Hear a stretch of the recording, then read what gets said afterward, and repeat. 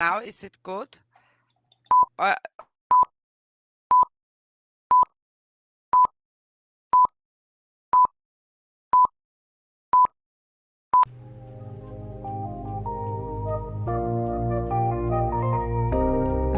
This is More Than Therapy podcast. More than therapy. This is more than therapy. More than therapy podcast. This is more than therapy. More than therapy podcast. This is more than therapy podcast.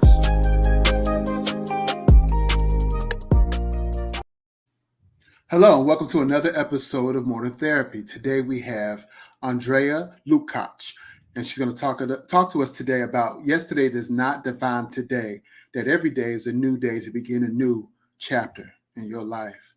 When Andrea entered the working world after studying economics, she noticed very quickly how unhappy she and other people around her were in their day-to-day lives. This awareness led to her having the courage to follow her passion of inspiring people to live life to the fullest. Utilizing her knowledge in human behavior, especially what has been triggered from past traumas, Andrea is able to assist people in overcoming overwhelm, fear, shame, and judgment by communicating their needs and wants powerfully. Today we have Mrs. Andrea Lukac. Andrea, please tell us, how did you come into this field of empowering others through your interventions with them you tell them or you work with them and understanding that not even 5 minutes has to define going forward? Please. Yes, so it was with me the same. So I was not in a very powerful state for a long time until I got exhausted. So, and I decided I have to do something about it. And when I saw then the changes and the huge gap between how it was and how it is, I decided to empower others to go the same way in and stepping into their full potential and power.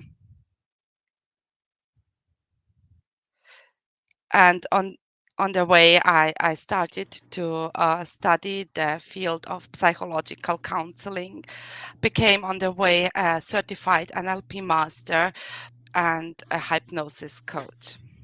Okay.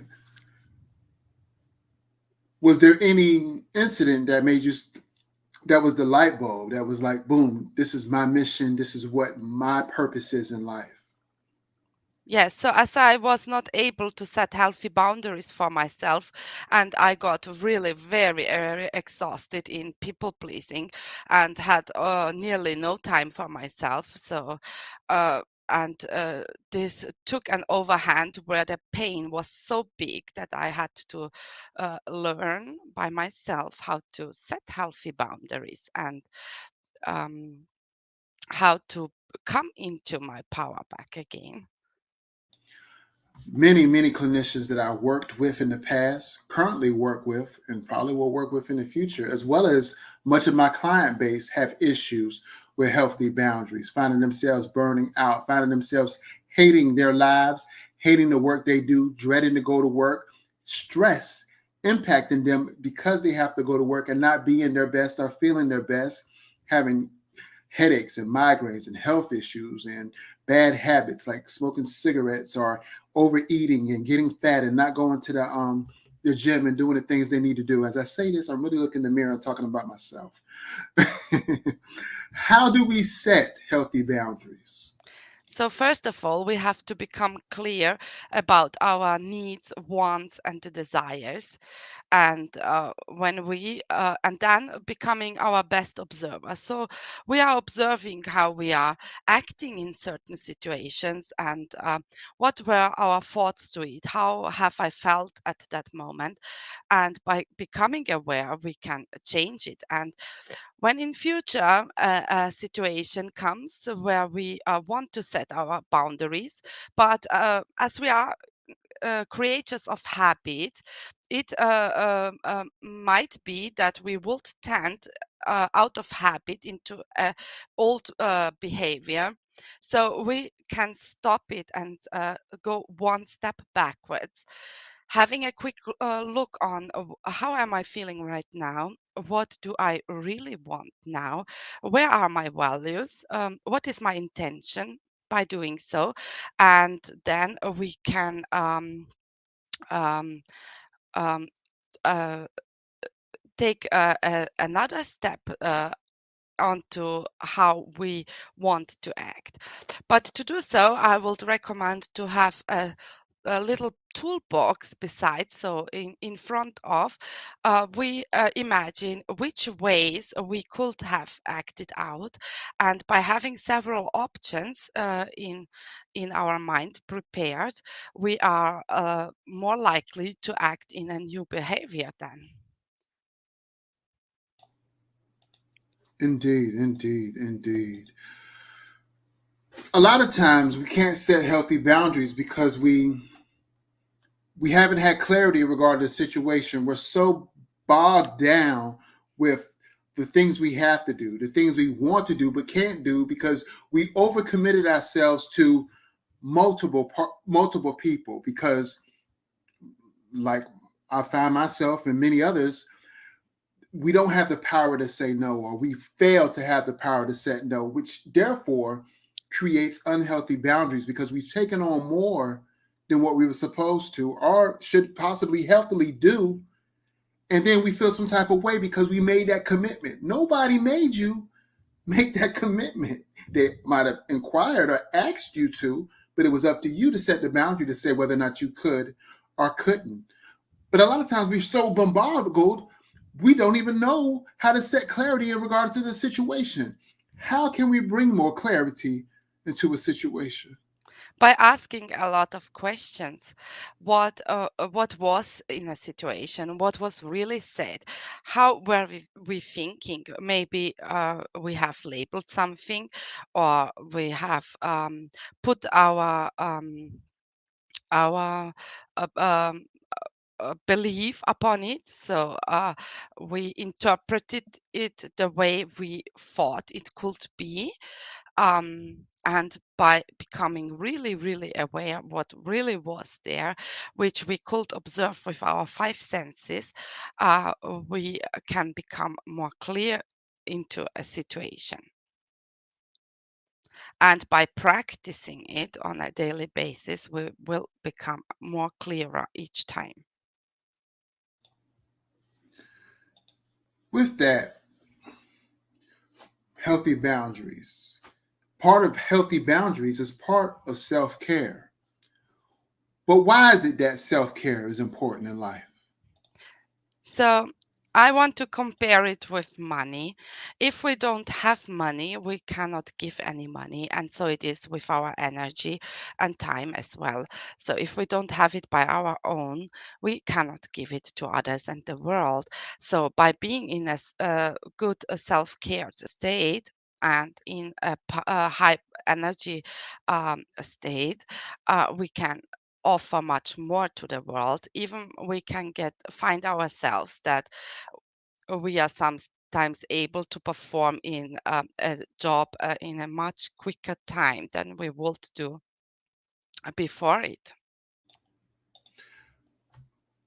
We know that self care, mainly think about mental health self care, physical self care, maybe even spiritual self care. But talk to us about the importance of social self care, especially coming out of the pandemic, which we're still in to some degree. For 2 years, we really couldn't be social. How do we reintegrate, and why is social self care important? Yes, because we humans are social beings, so we should keep up our social contacts and friends who are like-minded, and we can talk to and share some ideas, and it would help us going through a hard time we faced last. As isolation is no good for our mind and us.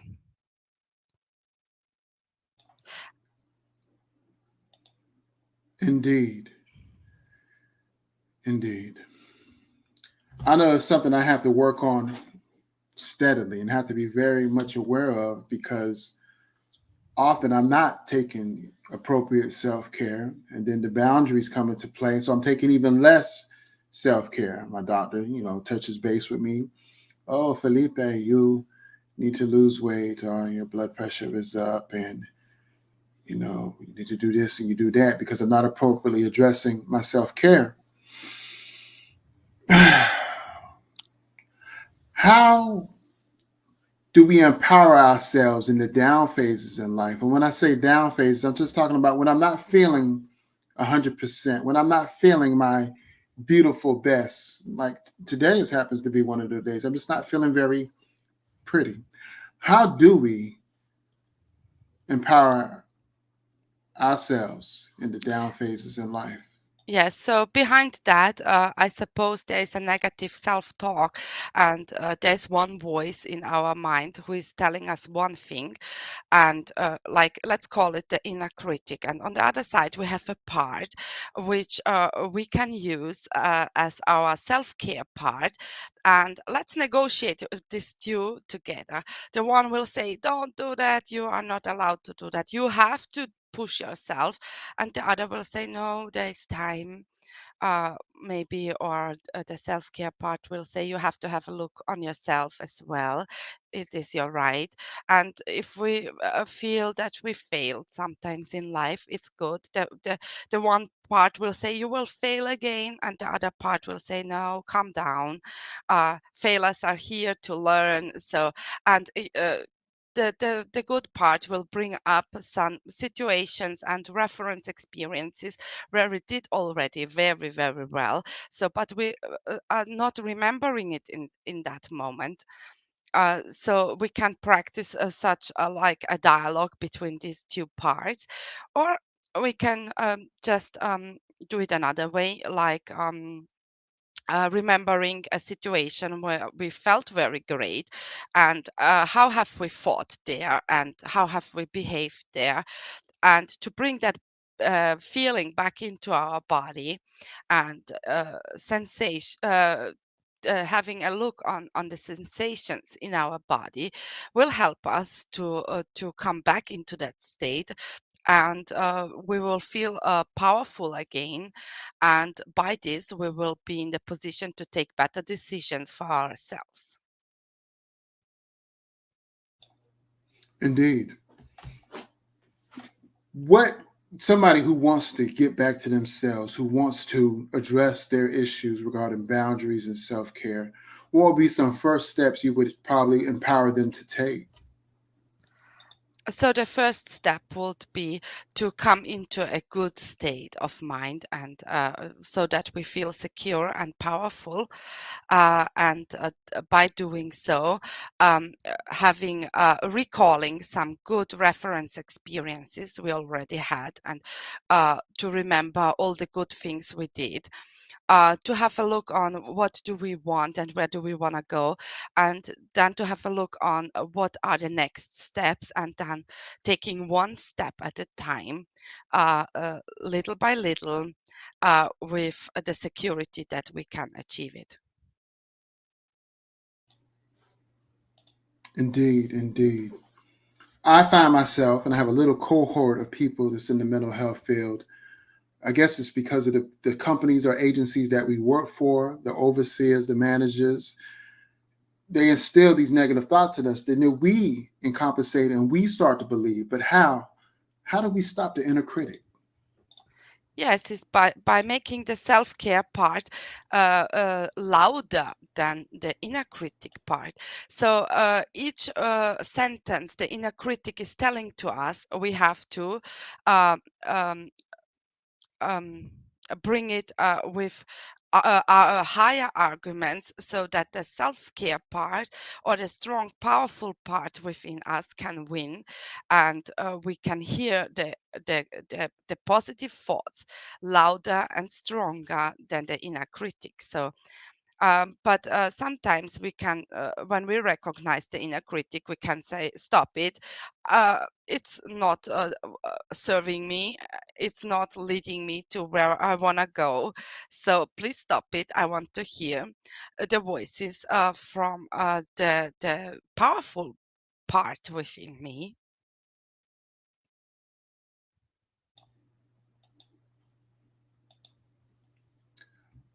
As loud as I speak and as loud as I can shout and scream, I find it difficult to overcome some of that inner critic. But I do understand the concept. I do understand the concept. It's almost like it becomes a core belief. I mean, how do we redefine our core beliefs as it pertains to our self worth and our self esteem? Yes, to understand one thing that we came into the world like an unfilled bottle, and it was filled with things which were said to us when we were children, and with experiences we made when we grew up. And as our subconscious mind recognize and memorize everything, which our conscious mind doesn't remember every time. And by knowing that, it maybe was something we already heard when we were children, and we heard it so much that it became a belief, and it's an unreflected belief. And by becoming aware that it is not even our thinking, not nor is it serving to us, we can exchange this thought with a more powerful or useful thought. And oftentimes, it is enough in becoming really aware where it came from, and it takes some discipline in observing ourselves. Like I mentioned already, to ask, how am I thinking in a situation? What were my feelings to it then? And by memorizing this, and acknowledging this, we will find out the root cause, and we can change it then with much better beliefs. And to establish them, we will need to have at least three optional behaviors at our hand, so we are prepared to act when the time is right. Indeed, indeed. I ask you this: are there any behaviors people can change or be mindful of to avoid causing further harm for someone struggling? I say again, are there any behaviors people can change or be mindful of to avoid causing further harm for someone who's struggling? Yes, so we can change any behavior we want, and to be mindful and to respect others in the same amount as we want to be respected from others. Right. Yourself, you gave a lot of insight, but a lot of times we can really help people just by reflecting on ourselves. What are three things that you do for your mental health on a daily basis to keep yourself in check? Yes, I'm observing my thoughts, and I'm observing my body and the sensations, just to bring the awareness back into the body. And I practice self-care in nature, where I'm observing what is. So it helps me to become my best observer. And it's a matter of consistency, and by being consistent, it will become a habit, and we will be more likely to recognize what's happening right now, more likely than if we are not aware. Things will pass beside us, and we will not even recognize them, because the energy flows where our focus goes. And if we focus on observing, we will become aware. And if we focus on things which don't go right, so we will see more likely things which don't go right. And if we focus on things which worked out well, so we will see more of it in our life. So maybe I want to compare it. So let's say we want to buy a certain car. And isn't it that way that often we see such cars stand often on the street, which we wouldn't recognize before? Or if we concentrate on a certain color, we see much more of that color in our environment, as we would see by concentrating on something different.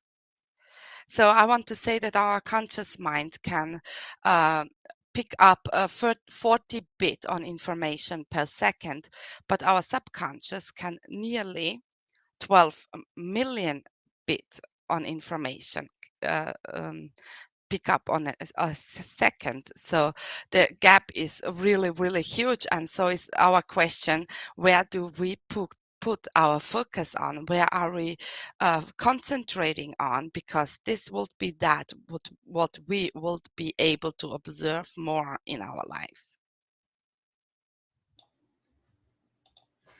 Yesterday does not define today, but oftentimes, more often than not, yesterday does define today. That the things that we grew up with, influenced by our parents, our grandparents, our family, our culture, our neighborhoods, our community, our friends, our teachers.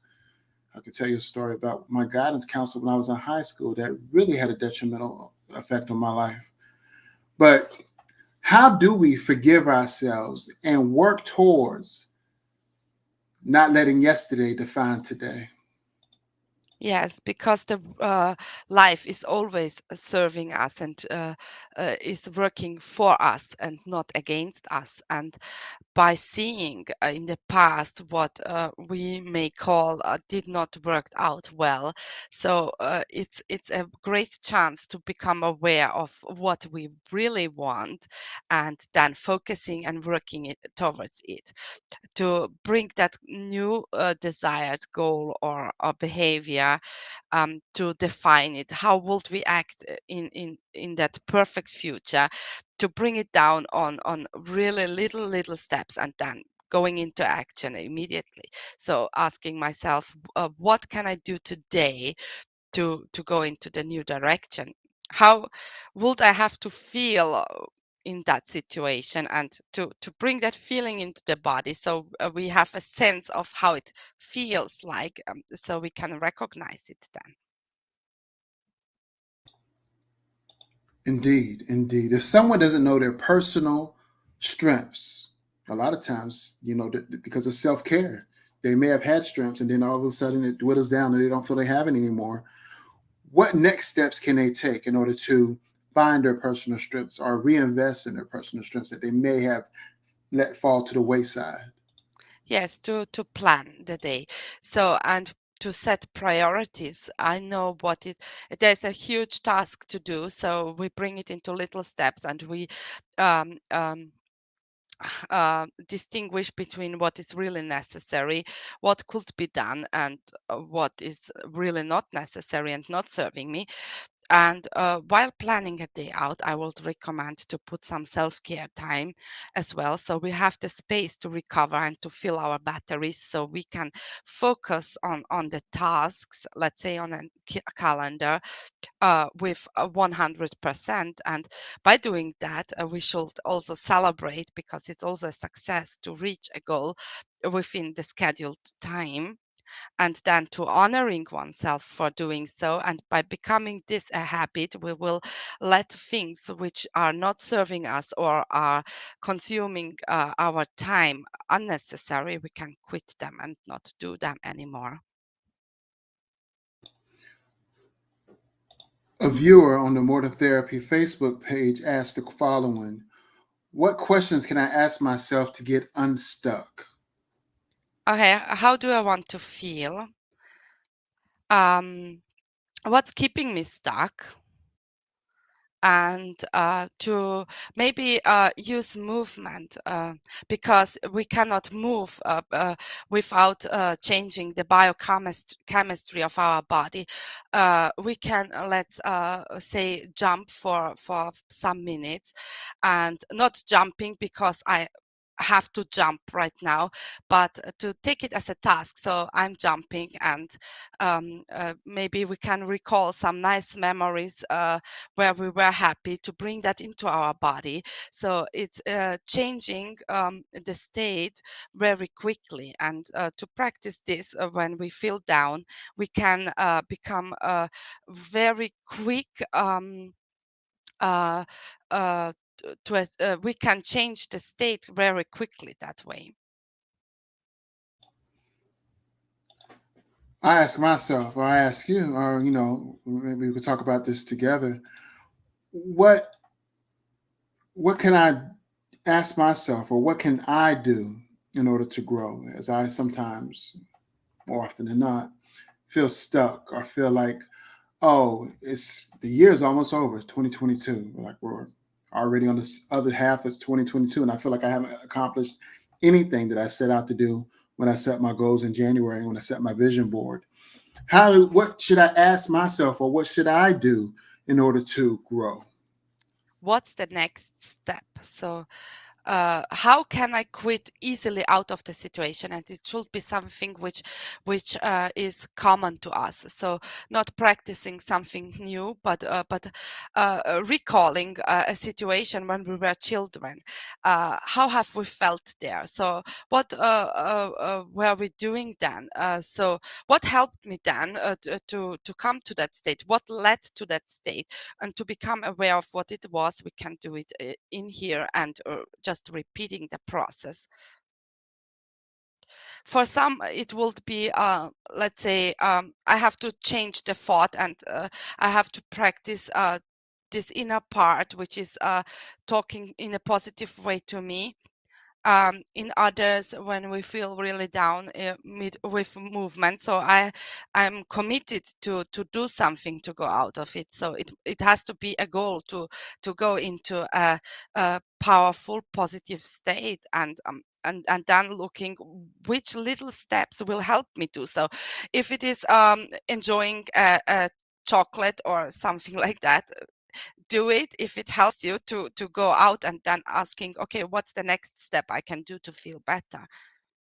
And by knowing what we want, we see very quickly what does not fulfill us and what does, and doing more of what fulfills us. Do you have any book recommendations? Something that someone can read, or author that they could follow in order to make better habits or better disciplines for themselves.